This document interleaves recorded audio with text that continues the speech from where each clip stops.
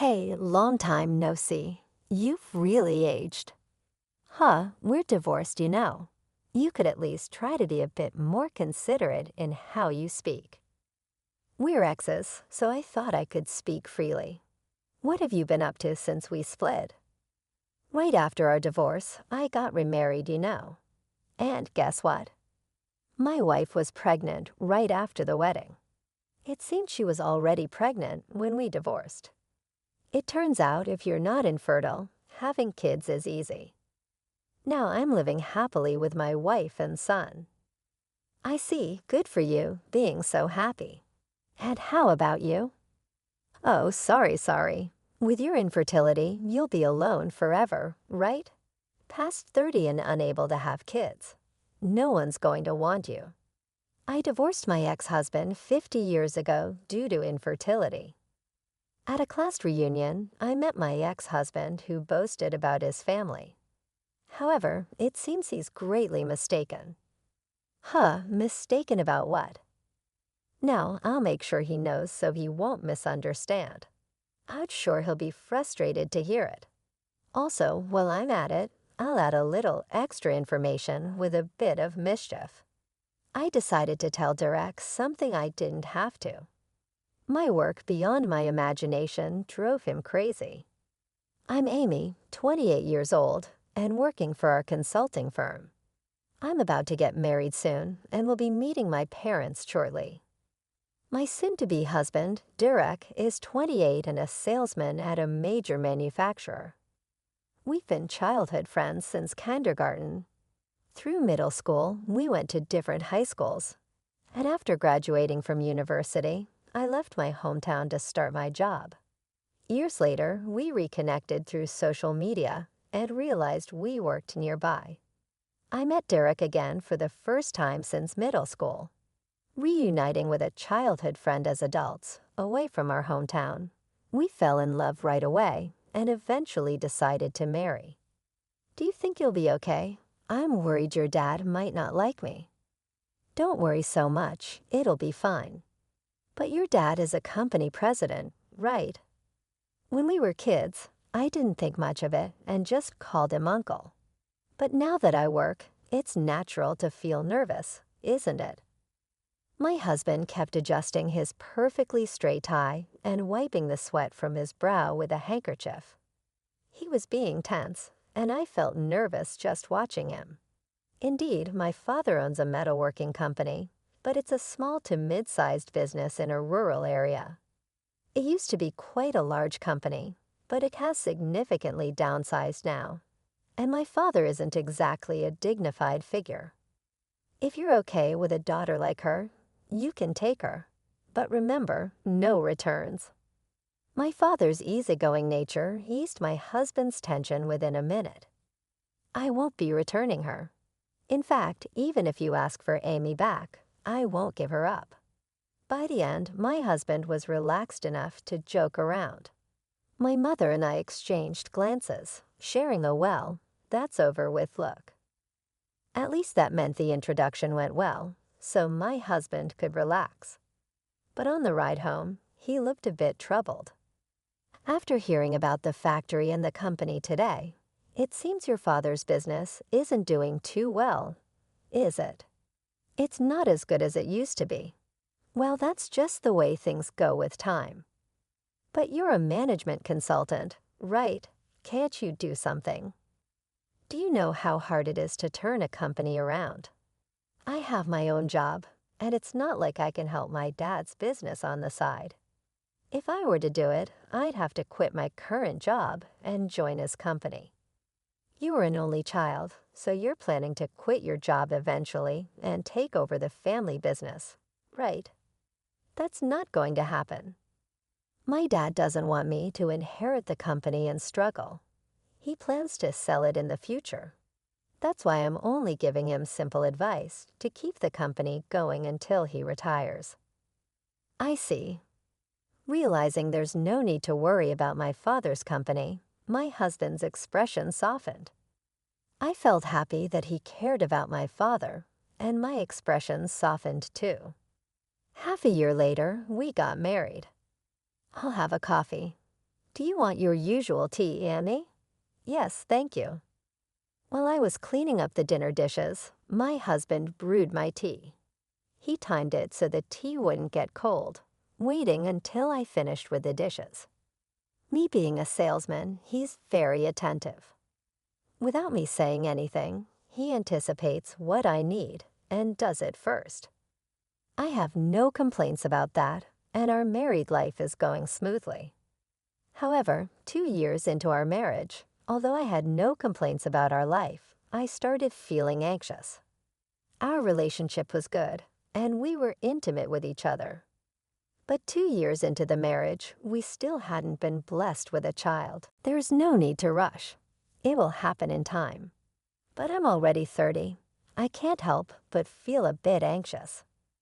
My husband, lounging on the living room sofa and fiddling with his smartphone, responded lightly to my concerns. Normally, I might have expected him to listen more seriously. However, I know he's intentionally keeping it casual, so I don't feel too anxious or responsible about not being able to get pregnant. Derek is an only child, too, and his parents both worked. He often spent time alone at home and has a strong longing for a family life.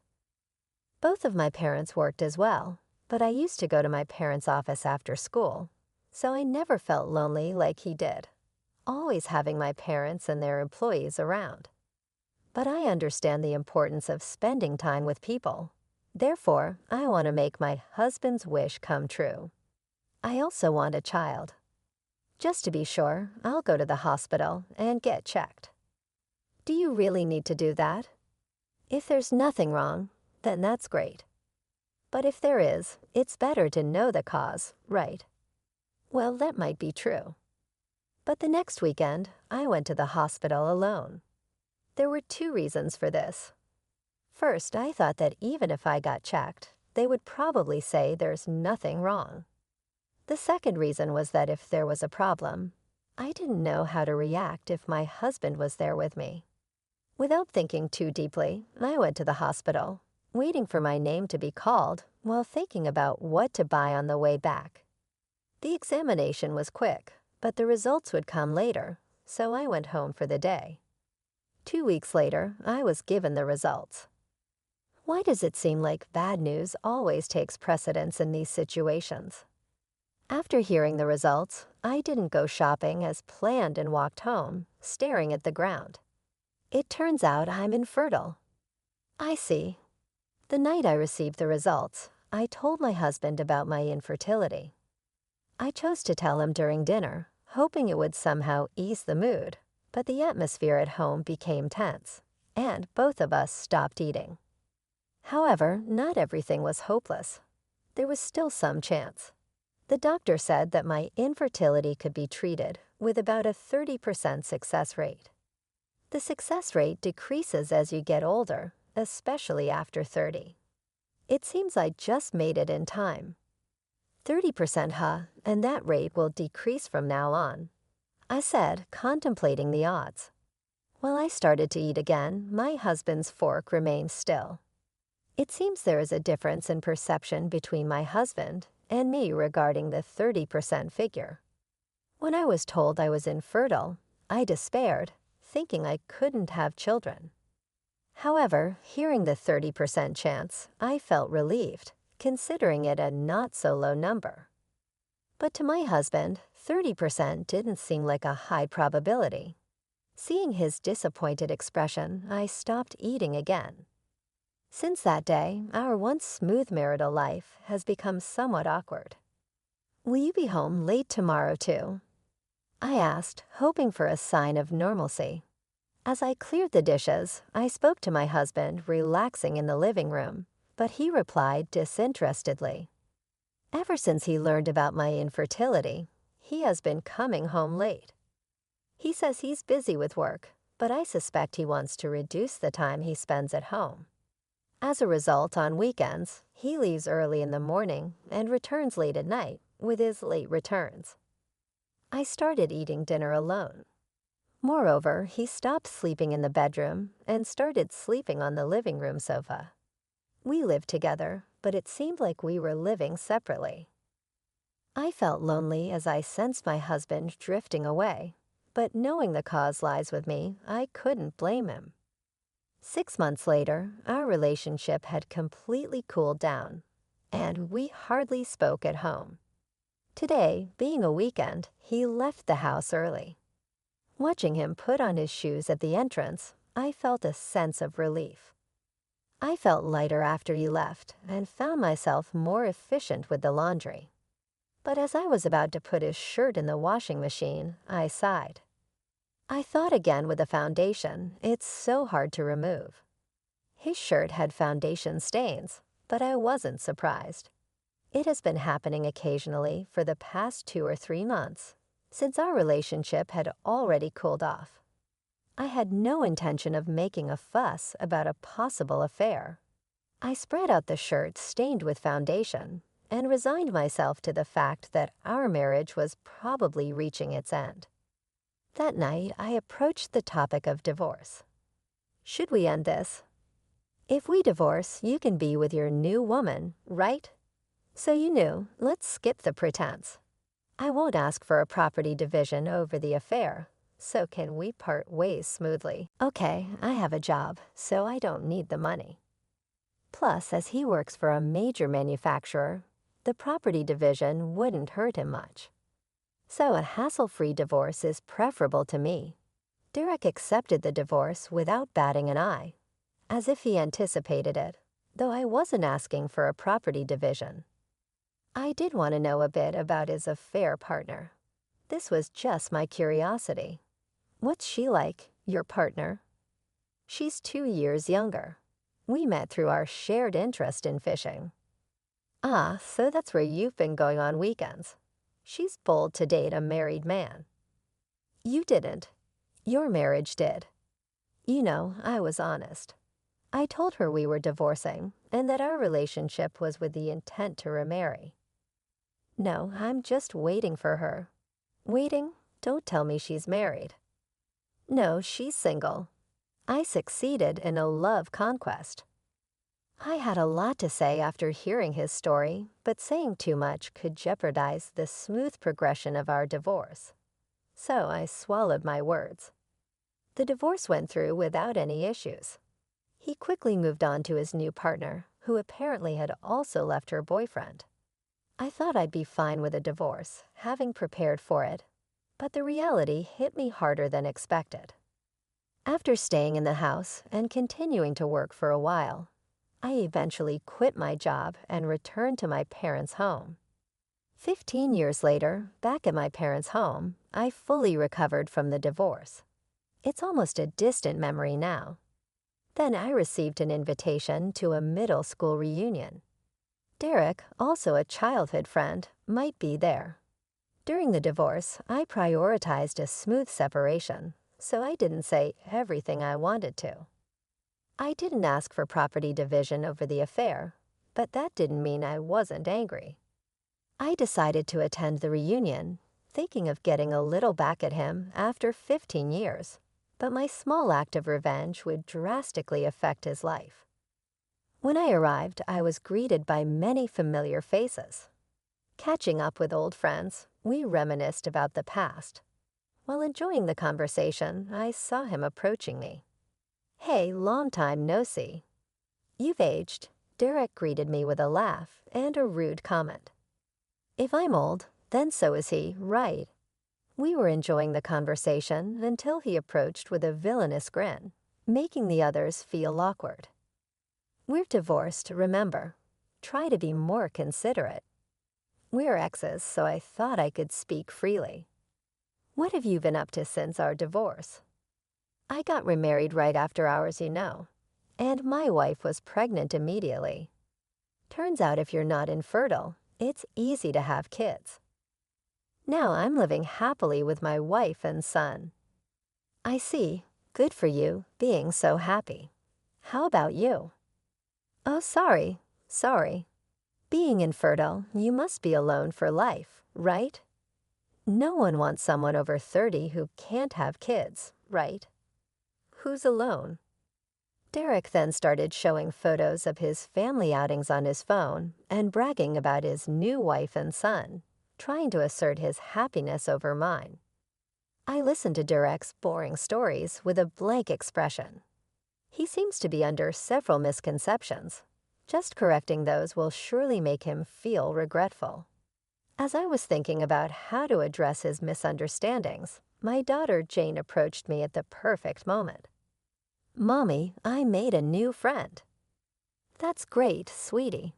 Mommy is talking to this man right now, so can you play with your new friend a little longer?" "Okay." She obediently ran off, full of energy. "Hey, who was that girl?" "Oh, she's my daughter. Didn't you know kids were allowed today?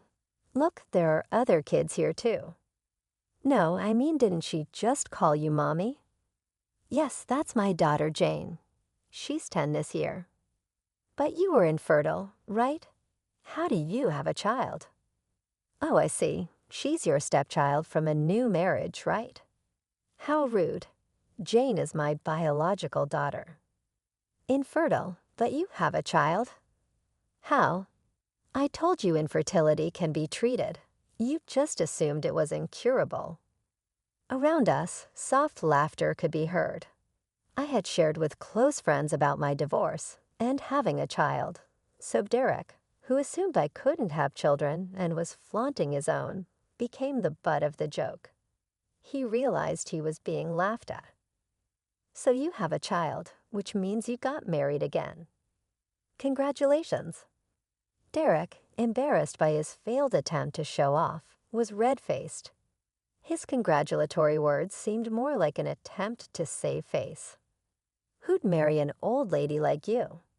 "It's called workplace romance, really. Still working at the consulting firm." "Oh, you don't know. I took over my father's company. Now I'm the president. Dad hasn't retired yet. He's the chairman." "What? I thought that company was going to be sold after the divorce." I returned home and decided to take over the family business. In these 15 years, it was tough, but now our annual revenue is close to $30 million. We've moved from a small to a medium-sized business to a major one. $30 million. My successful turnaround of my father's company was well known among local friends. Derek, unaware of this, was laughed at again. "You said turning a company around wasn't easy." It wasn't. But after the divorce and quitting my job, I could fully dedicate myself to it. Reviving my father's company was a continuous struggle. Initially, many employees had a negative impression of me suddenly returning to take over. So I first focused on building trust through active communication with employees. It took 2 years just to achieve that. Once I earned their trust, I leveraged my consulting experience to prove my business acumen. It took about 3 years for this phase. During this time, I worked so hard that I wore myself out, both physically and mentally. But my current husband was there to support me. He also stood by me through the infertility treatments, and 10 years ago, we were blessed with our daughter Jane. Even after her birth for 10 years, we all worked tirelessly. Before I knew it, the company broke through the common business barrier of $10 million in annual revenue and is now growing towards $30 million. You are the president of a company with $30 million in revenue. Yes. You left me because of my infertility and went to another woman, not knowing that I had the potential to become the president of a company with $30 million in revenue, but I was able to have a child. How do you feel now? And how about you? How's work? Have you become a sales manager or something?" I asked Derek with a villainous smile, not knowing his current status at the company. But in a major manufacturer company like his, there must be a lot of competition.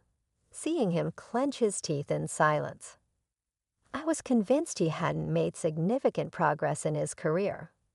I successfully countered his attempt to glow over his children and took the upper hand with my career success. Seeing his frustrated expression, I felt satisfied but decided to drop one more bomb. By the way, you said your wife got pregnant immediately after your marriage, which was right after our divorce. But she also left her boyfriend around the same time, right? Does that really mean that it's my child? Of course it is. There's no mistake about it. That doesn't sound very convincing. You know you were having an affair and she was cheating too, right? The topics of affairs, cheating, and the possibility that Derek's child might belong to someone else drew the attention of those around us. Not just our close friends, but many others gathered around us. Though it was a bit embarrassing to be the center of attention, Derek was clearly the villain in this situation. All the cold stares were focused on him. Realizing the cold stares were directed at him, Derek fled the venue as if he was escaping. Satisfied with making him embarrassed, I resumed chatting with my friends, feeling like I had gotten my revenge on him. I thought I wouldn't have to think about Derek anymore. However, a month after the reunion, he called me, probably getting my number from a friend at the event. Reluctantly, I answered the phone. "Hey, did you know about this?" I racked my brain for what he could be referring to, but came up blank and asked him directly, "What are you talking about all of a sudden? What's going on?" "It's about my child. Just like you said, it turns out he's not actually my child." What? I couldn't help but burst into laughter, even though I knew I shouldn't. Apparently, Derek had a DNA test done, worried by my words, and it turned out that the child he thought was his with his new wife was not biologically related to him. "How did you know that, and why didn't you tell me?" "I didn't know. I just said that to make you uneasy, or maybe cause a little argument with your wife. I never thought it would actually be true." Was she a crazy woman? No, she thought it was my child, too. She didn't know until I told her. She had a boyfriend until right before getting pregnant with you, and you both never questioned it. That's unbelievable. But you've raised him for 15 years. Even if he's not biologically yours, he's still your son, right? What? No way. I was deceived into raising someone else's child for 15 years. It's definitely going to be a divorce. I had a lot to say to Derek, just like during our divorce discussion. But everyone has their own values, and it's not my place to interfere in someone else's family matters. "So you're going to divorce her. That's the problem. I can't because she won't agree to it." Apparently, upon discovering the child wasn't his, Derek wanted to divorce his now wife. She, however, first tried to contact her boyfriend from 15 years ago, probably to see if she could rely on him after a divorce. But after telling him about the child, he disappeared, quitting his job and becoming unreachable. Can't you divorce her because she had another man's child? Isn't that grounds for divorce? That's where it gets complicated. The child was conceived before our marriage, so it's not technically infidelity. We both thought he was ours. It seems the situation between Derek and his new wife is more confusing than I imagined. He explained it in detail, but it was a legal matter that I didn't fully grasp. What I understood was that legally Derek is recognized as the father since they both believed the child was theirs. To push through with a divorce, he would need to legally prove he's not the father and nullify their parental relationship. However, there was a case where the Supreme Court ruled that a DNA test couldn't negate a father-child relationship, making his situation quite complicated. Even if the parent-child relationship is legally dissolved, it's not entirely the wife's fault, as both she and Derek believed it was their child, and neither had investigated the father's identity. Since it wasn't a deliberate deception on her part, a divorce on the grounds of the child's paternity may not be granted. So the new wife, having nowhere else to turn after the real father disappeared, refuses to divorce Derek. He wants to divorce but can't use the child's paternity as a reason. That's the situation. So you want a divorce but can't, right? Exactly. What should I do? Continue raising someone else's child? I sighed upon hearing Derek's dilemma. You keep saying someone else's child, but he's been your son, hasn't he? Oh, he's the child of my wife's ex, not mine. I tried to reason with him, but it seemed futile. I have nothing more to say to you. It was your decision to divorce me over my supposed infertility, to take your new wife from her boyfriend, and not to check who the child's real father was. Own up to your decisions. I hung up on him in anger. What a pathetic ex-husband, crying to his ex-wife from 15 years ago. Returning home from work, I found my husband and daughter happily watching TV in the living room. Watching them, I felt glad I had divorced Derek. Apparently, Derek couldn't divorce and moved out, so now they're living separately. If the separation lasts 3 to 5 years, it could become grounds for divorce. However, until then, he must pay living expenses and child support for his wife and son. His son is 15, so even if the divorce happens in 3 years, he will be an adult. His wife likely won't drag out the divorce process then. Also, his son doesn't know the truth yet about his biological father and resents Derek for leaving. Learning the truth might either alleviate this resentment or it won't. I hope Derek faces his son's anger without running away. By then, he will have experienced a second divorce and probably be done with marriage. My ex-husband, who tried to gloat over me for being childless, ended up having his life turned upside down by a casual statement I made. He should have refrained from trying to one-up me. I continued to work hard, and unlike Derek, our family relations are strong. We are currently planning our next family outing.